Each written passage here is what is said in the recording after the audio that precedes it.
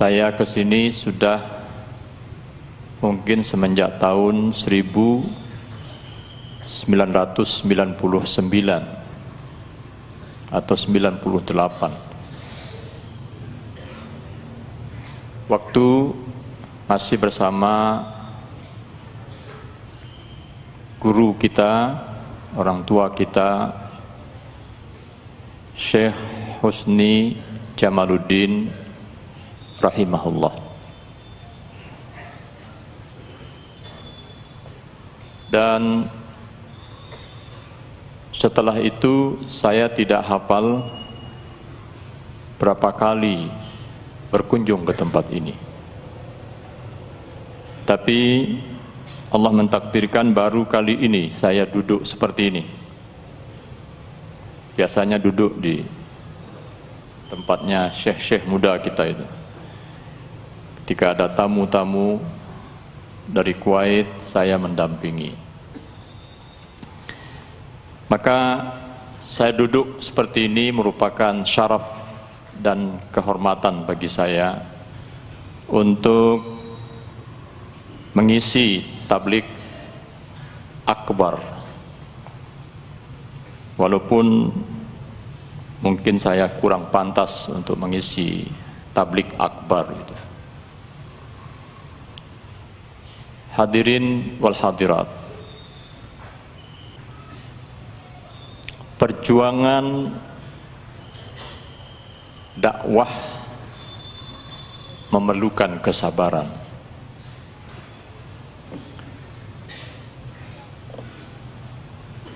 Hadirin dan hadirat, ketika kita meletakkan batu pertama untuk Pondok Abu Hurairah di Mataram, yang waktu itu dihadiri oleh Bapak Wali Kota, saya dari Jakarta, dan 2 orang utusan dari Lajnat Janub Syarq Asia, Jamiyat Ihya Turath Islami. Kita letakkan batu pertama, tetapi kemudian mendapat rintangan sehingga batu pertama itu tidak berlanjut. Walaupun waktu itu sudah diurus segala sesuatunya termasuk IMB-nya.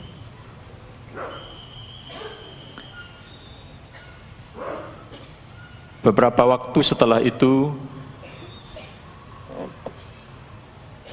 Abu Hakam, mungkin termasuk orang tua kita juga,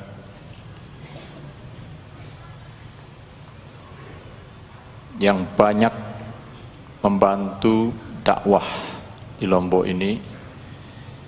Seperti disampaikan tadi, beliau termasuk yang tersisa dari yang memulai dakwah sunnah.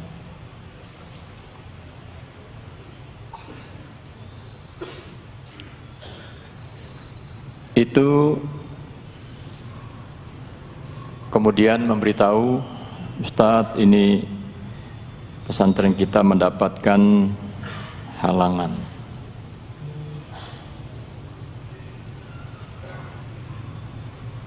Lalu kemudian lahan yang dijadikan untuk pembangunan pesantren itu dijual. Dibelilah lahan baru di tempat pesantren Abu Hurairah yang sekarang. Sebelumnya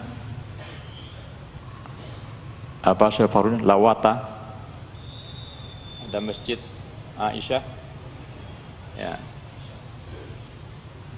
Masjid Aisyah itu dijadikan sebagai pondok laki-laki dengan berdesak-desakan. Tapi kemudian setelah dapat membebaskan tanah di yang sekarang ini, Maka Masya Allah, Allah berikan pertolongan lewat seorang donatur namanya Abdul Aziz Ad-Dakhil. Di Masjid Aisyah ada pondok untuk putra, markas Ad-Dakhil itu untuk putri.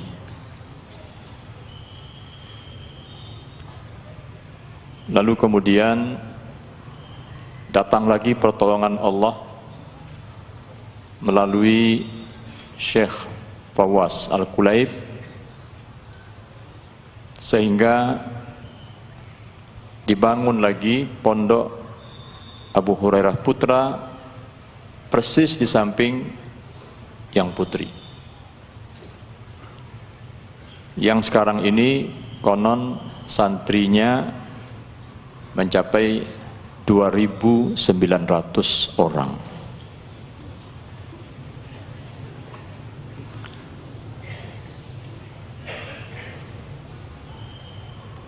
Bagi saya yang ikut mengalami hal ini, kemarin ketika berkunjung ke pesantren Abu Hurairah, melihat dan menyaksikan ramainya anak-anak yang keluar dari sekolah dijemput oleh orang tuanya, itu dalam batin saya menangis, bukan karena sedih, tetapi karena gembira.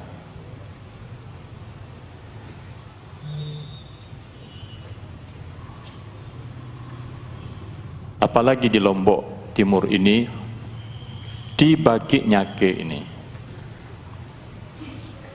Masjid ini kita resmikan pada tahun 2000. 19 tahun yang lalu. Setelah sebelumnya Tuan Guru Husni Jamaluddin rahimahullah itu ngajar di Pondok Jamaluddin, pondok ayah beliau. Betul Syekh Abdullah. Kata Syekh Abdullah, saya waktu itu baru kelas 5 SD. Saya terkesan betul dengan beliau yang tidak lepas dari bibirnya ungkapan Alhamdulillah, Alhamdulillah, Alhamdulillah, sambil menyuguhkan minuman Alhamdulillah, Alhamdulillah, Alhamdulillah. Itu tidak lepas itu dari beliau. Kita doakan mudah-mudahan beliau di alam barzakh yang lapang, yang terang benderang, yang menjadi raudhah min riyadil jannah.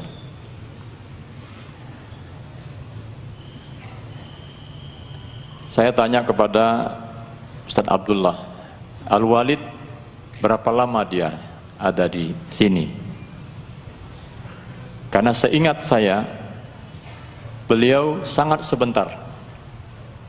Setelah itu dipanggil oleh Allah Subhanahu wa taala. Ternyata hanya sekitar 6 bulan.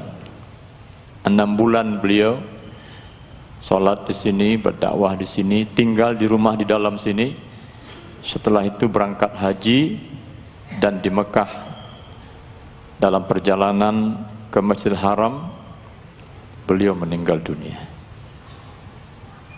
Mudah-mudahan itu sebagai isyarat husnul khatimahnya beliau. Hadirin dan hadirat, perjuangan dakwah memerlukan kesabaran, sehingga Nabi kita Muhammad sallallahu alaihi wasallam di dalam surat Hud ayat 49 yang saya bacakan tadi, itu diperintahkan oleh Allah, fasbir innal aqibata lil muttaqin. Sabar Muhammad, ujungnya nanti keperpihakan, kemenangan akan diberikan oleh Allah kepada orang-orang yang bertakwa. Ayat ini itu di tengah-tengah ayat di mana Allah mengisahkan nabi-nabi, di antaranya Nabi Nuh, sebagai pelajaran juga dan penjelasan juga bagi Nabi. Bagaimana perjuangan Nabi Nuh alaihissalam. Lebih 900 tahun berdakwah. Yang beriman hanya sangat sedikit sekali.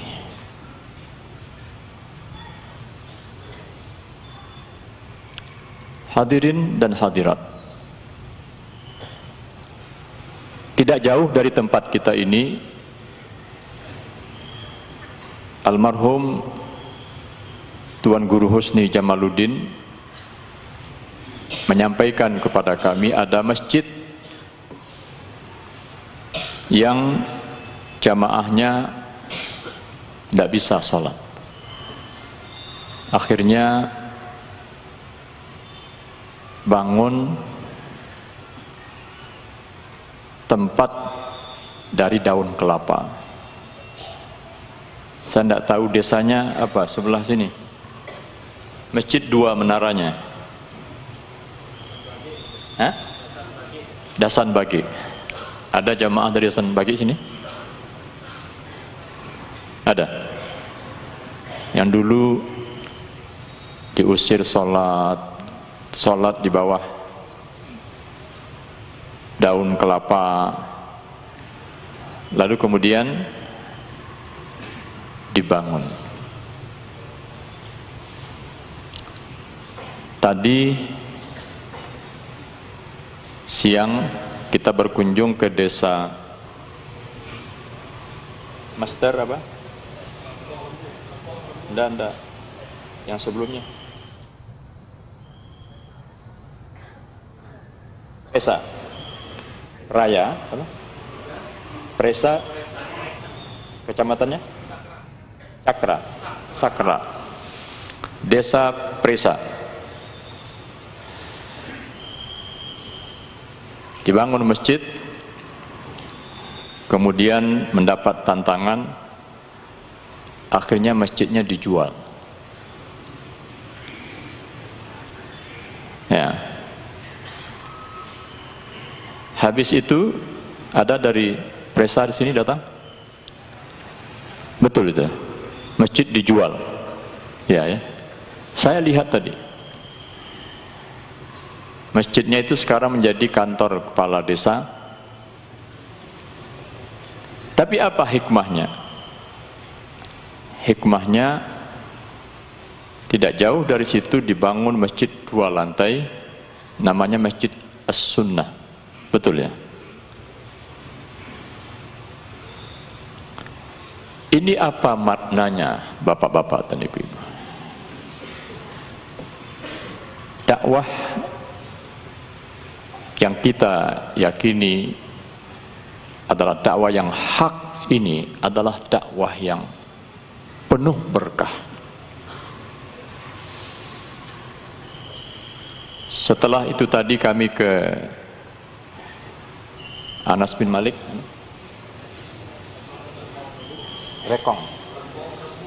Lekong Rembuk. Itu dulu dibangun lewat kita, dan donatur dari Kuwait, diresmikan oleh Tuan Guru Husni Jamaluddin rahimahullah. Ketika meresmikan itu, beliau mengatakan, kita resmikan masjid ini, insya Allah menjadi masjid yang berkah. Ada masjid beberapa lokal dan beberapa asrama. Sekarang ini muridnya 800 orang.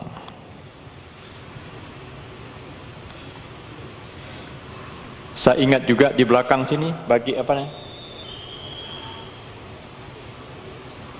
Masjid besar seperti ini di belakang.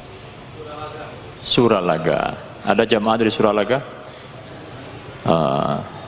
Ya. Itu juga dulu mendapat tantangan yang luar biasa. Tapi berkat sabar, dapat masjid besar, mungkin sama dengan ini besarnya, Suralaga. Itu juga dulu sholatnya di lapangan, di apa. Allah kasih. Jadi berpengalaman dari situ, yakinlah bahwa setiap tantangan yang kita hadapi dalam berdakwah ini, Allah akan berikan yang lebih baik. Markas ini sudah 2000, saya Abdullah? 2100. Ya. Yang ini mula-mula cuma masjid ini saja. Kemudian tambah sedikit di belakang. Lama-lama tambah lagi. Sekarang tambah lagi. Ini semuanya adalah keberkahan.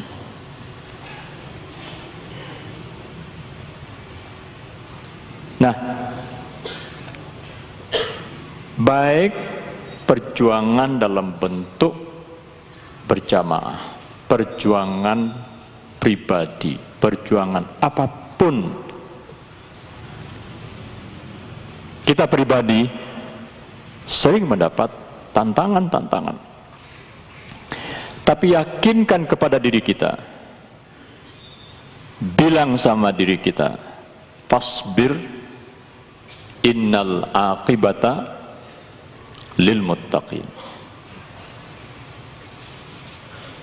Sabar. Ujungnya nanti mesti untuk orang-orang yang takwa, orang-orang yang lebih dekat kepada Allah Subhanahu wa taala, orang-orang yang lebih taat kepada Allah Subhanahu wa taala. Dalam persaingan apa saja, dialah yang akan diberi kemenangan oleh Allah Subhanahu wa taala.